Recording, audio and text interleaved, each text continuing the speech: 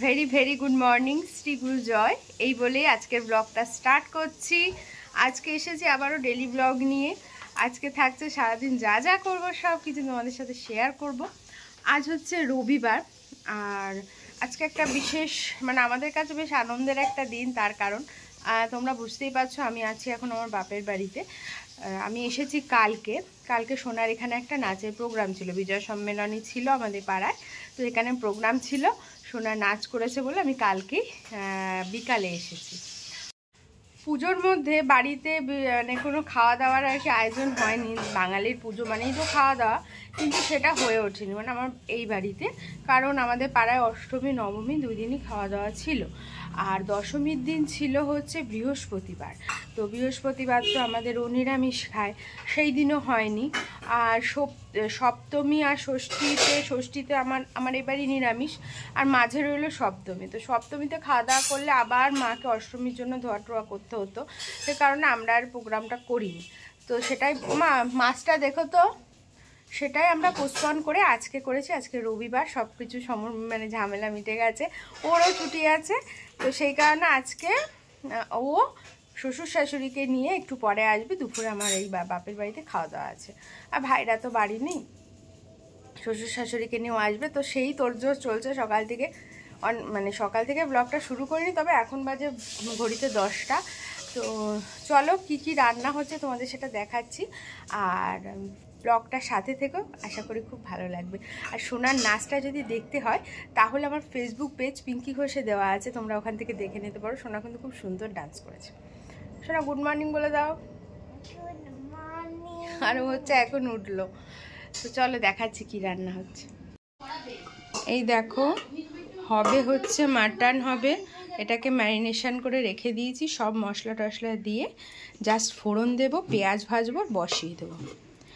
এই আর হচ্ছে এদিকে আছে বাঙালির প্রিয় ইলিশ মাছ, একদম ডিম ছাড়া মাছটা হয়েছে। এটা কিন্তু তেল, ডিম ছাড়া মাছটা প্রায় 1 কেজির থেকে একটু কম বললো বাবা ওজনে। ইলিশ মাছ হবে, তো তারও প্রস্তুতি রেডি। আর হয়েছে হচ্ছে একটা তরকারি, 5 মিশালি পুঁইশাক দিয়ে সব কিছু দিয়ে। আর এটা হচ্ছে সোনার ইলিশ মাছ ভাজা, ওটা রেখে দিয়েছি ভেজে। এই হচ্ছে তরকারি, এই হচ্ছে 5 মিশালি তরকারি। এটা হচ্ছে পুঁইশাক করা হয়েছে, পুঁইশাক অনেক কিছু আছে দিয়ে, ইলিশ মাছের মাথা দিয়ে, আর চাটনি আছে, আর মিষ্টি টিষ্টি তো আছে। এই হচ্ছে আজকে আমাদের রেসিপি। তো এখন আর বিশেষ কথা বলবো না, ঝটপট রান্না বসাবো।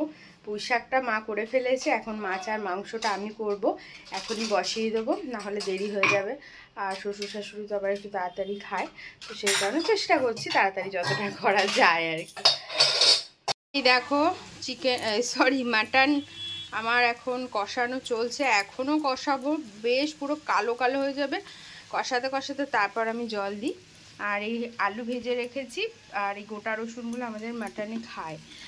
আর এই দেখো ইলিশ মাছ ভাপা কিন্তু ডান। দেখো ইলিশ মাছ ভাপা, আমি খুব বেশি তেল দিই না, কারণ মা বাবা বা শ্বশুর শাশুড়ি কেউই অতটা তেল খেতে পারে না, আমরা কেউই খেতে পারি না, এটা হচ্ছে কথা। একদম ভালো করে কষাবো, মাংস যত ভালো কষাবে, বিশেষ করে মাটন বা হাঁসের মাংস, তত ভালো লাগবে খেতে।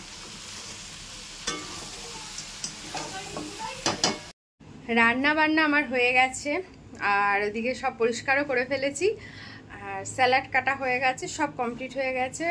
আর এখন বাজে ঘড়িতে 12:30, আমার তার মধ্যেই হয়ে গেছে। আর কিছুক্ষণ পর ওরা বেরোবে বলেছে, 1টা নাগাদ বেরোবে মা বাবাকে নিয়েও। তো ঠিক আছে, আসলে দেখাচ্ছি। আর চলো মাটনটা কেমন হয়েছে তোমাদের একবার দেখাই।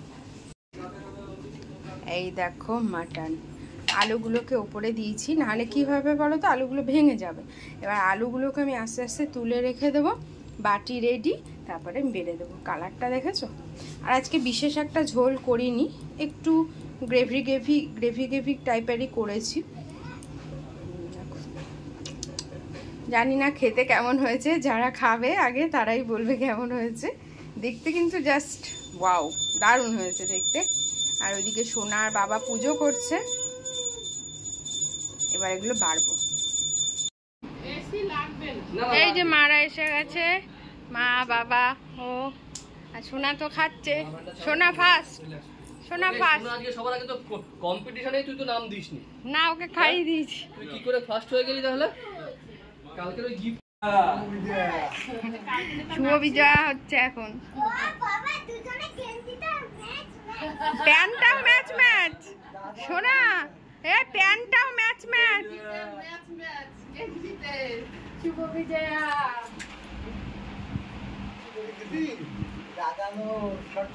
হ্যাঁ এখন শুভ বিজয়া ভালো থাকে, সুস্থ থাকে।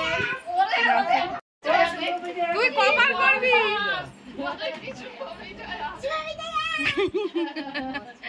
ও আরেকবার, ও আরেকবার শুভ বিজয়া।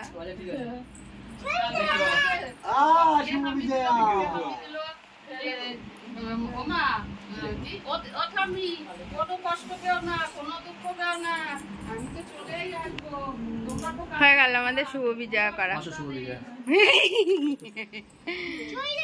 শুভ বিজয়া, শুভ বিজয়া। 25 টাকা ওটা মুছে দাও। আসো মুখটা মোছো। কথা বলে 5 বছরের কি কথা বলছে?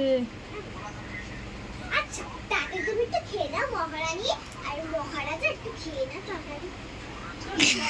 তাড়াতাড়ি করলে তো হবে না। টাটা টাটা প্লিজ খেয়ে নাও। এই তাড়াতাড়ি কেন খাবে? গুন্ডি খেয়ে নাও তাড়াতাড়ি। এই দেখ আরেকজন বসে আছে। ও না না গুন্ডি না, গুন্ডি না, গুন্ডি না। আস্তে আস্তে খা, আস্তে আস্তে খা। একটু দাঁড়া, সোনালি একটু খেয়ে নাও।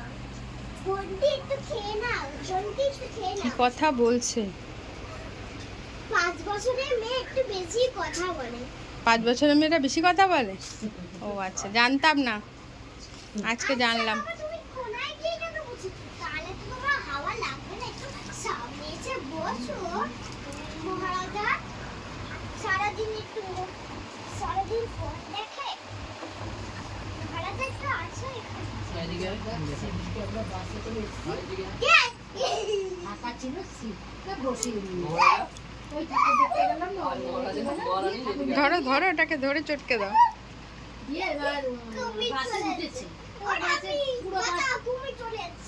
শোনা রিমোটে চাপ পড়বে, রিমোট সাইড কর। না আমাকে দে রিমোট।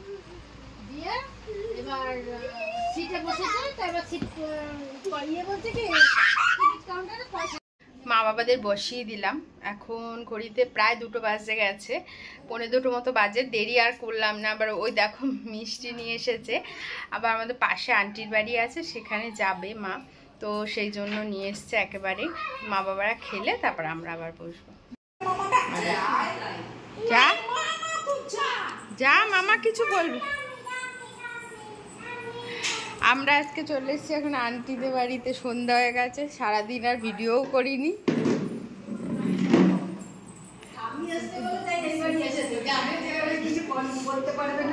কই ও কই? মারা চলে গেছিল, ওরাও চলে গেছে। দাঁড়াও দিচ্ছি, আমি দিচ্ছি। তারপর আমি বেরিয়েছিলাম, একটু বাজারে গেছিলাম, কাজবাজ সেরে কমপ্লিট করে এই বাড়ি ঢুকলাম। এই যে সোনা, আর সোনার জন্য একটা খাবার নিয়ে এসেছি, দেখাচ্ছি খাবারটা। এই যে সোনার জন্য নিয়ে এসেছি একটা ছোট পিজা।